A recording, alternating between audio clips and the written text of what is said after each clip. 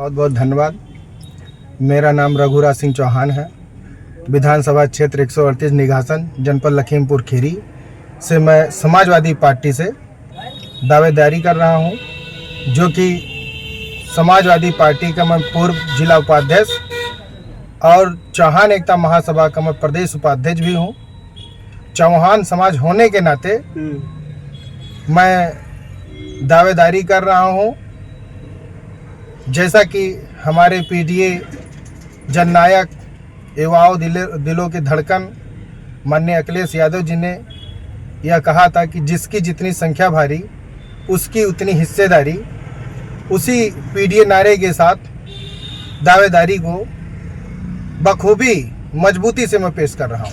आपके निघासन विधानसभा में आपकी कितनी जनसंख्या है? निघासन विधानसभा क्षेत्र में सिर्फ चौहान समाज देखा जाए तो लगभग 60,000 है। और वैसे मैंने गांव का एक गांव का आंकड़ा हमने नोट किया है, जाके मिल के देख के सभी समाज से मिलकर 52,730 वोट का लगभग आंकड़ा हमने चिन्हित कर लिया है। अभी कुछ गांव छूटे हुए हैं तो समथिंग 60,000 के आसपास है। लेकिन जो समस्त पार्टियों के जिला अध्यक्ष या पदाधिकारीगण हैं, वो चौहान समाज की हमेशा तादाद को छिपाया गया है, उनको सामने नहीं आने दिया गया है।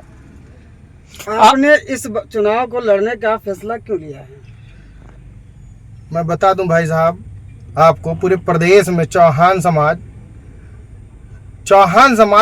इतना अधिक राजनीतिक इनका उत्पीड़न हुआ है, शोषण हुआ है। राजनीतिक क्षेत्र हो, चाहे शैक्षिक क्षेत्र हो, चाहे सामाजिक क्षेत्र हो, हर जगह इनकी उत्पीड़न बड़े पैमाने पे की गई है। और राजनीतिक हिस्सेदारी भागीदारी 79 साल बीत जाने के बाद भी इनको अभी तक कोई भागीदारी नहीं दिया गया। आपकी इतनी जनसंख्या है तो आपको इस मौका क्यों नहीं दिया जा रहा है?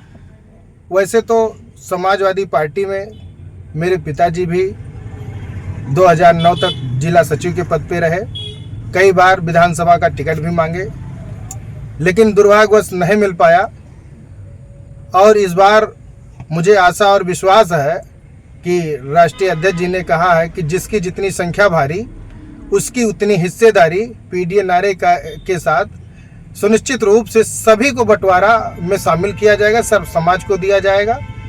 तो हम लोग इसी उम्मीद के साथ इस बार बाहुल क्षेत्र हमारा जो लखीमपुर खीरी है, पूरा जिला बाहुल समाज है, चौहान समाज, और सबसे अधिक कहीं चौहान समाज का वोट है तो वो निघासन है। लेकिन यहाँ जो चाहे समाजवादी पार्टी के पदाधिकारीगण नेतागण हो, चाहे अन्य पार्टियों के हो, वो चौहान समाज के जो जनसंख्या है उनको हमेशा छिपाया गया है, बैक फुट पे ढकेलने का काम किया गया। उनका शोषण आर्थिक, शारीरिक, मानसिक हमेशा उनकी उत्पीड़न की गई है। निघासन विधानसभा की 3 सबसे बड़ी समस्याएं क्या है? निघासन क्षेत्र का सबसे बड़ा कोई समस्या है तो वो जल भराव है, ये पहला है। दूसरा, जो देखा जाए शिक्षा के मामले में पिछड़ा क्या अति पिछड़ा है। यहाँ शिक्षित के क्षेत्र में देखा जाए तो यहाँ मतलब मान चलिए 20% ही गांव के बच्चे शिक्षित हो पा रहे हैं। बाकी और हमारे चौहान समाज के देखा जाए तो मात्र 5% लोग ही शिक्षित हैं। 95% अशिक्षित होने के कारण अपनी जनसंख्या और तादाद संगठित नहीं हो पा रहे हैं। एक अहम समस्या है जो पचपेड़ी घाट का पुल, वो अहम समस्या है, इसके बारे में आप क्या कहना चाह रहे हैं? हम ये कहेंगे कि सरकार को इस पे तत्काल प्रभाव से जांच करा के और उस पुल पर न्यू निर्माण अवश्य करवानी चाहिए, जिससे जनमानस को सुविधा मिले और आने जाने में कोई बाधा उत्पन्न ना हो। अच्छा, बाढ़, कटान और प्रभावित क्षेत्रों के लिए आप क्या कहना चाहेंगे? हमारी सरकार, समाजवादी पार्टी की सरकार, चौहान समाज व सर्व समाज मिलके हिस्सेदारी भागीदारी मिलता है चौहान समाज को, तो सर्व समाज के साथ सरकार बनाने का काम करेगा। और जिस दिन समाजवादी सरकार बनेगी, बखूबी हम लोग डटकर जन समस्या का भरपूर निस्तारण करेंगे। कोई ऐसा कार्य नहीं छूटेगा जिस पे जनता परेशान और उत्पीड़न और या कोर्ट कचहरी का चक्कर लगाना पड़े उसे। युवाओं के रोजगार और विकास के लिए आप क्या कहना चाहेंगे?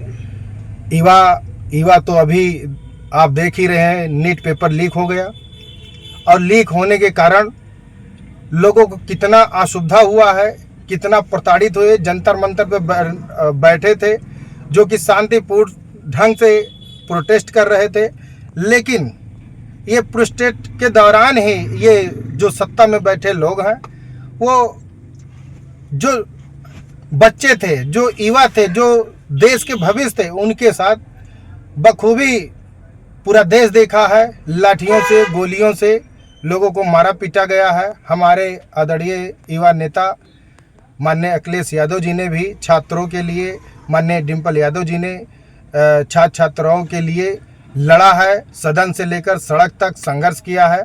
तो मुझे आशा और विश्वास है कि बच्चों को न्याय दिलाने के लिए हमारे आदरणीय नेता बखूबी लड़ रहे हैं और जो बच्चे मृतक हुए हैं उनको सरकार से जो भी अधिक से अधिक हो सकता है मुआवजा वगैरह, हमें तो लग रहा है कि जो भविष्य हैं देश के, उनको कम से कम 5-5 करोड़ रुपया मुआवजा देना चाहिए सरकार को।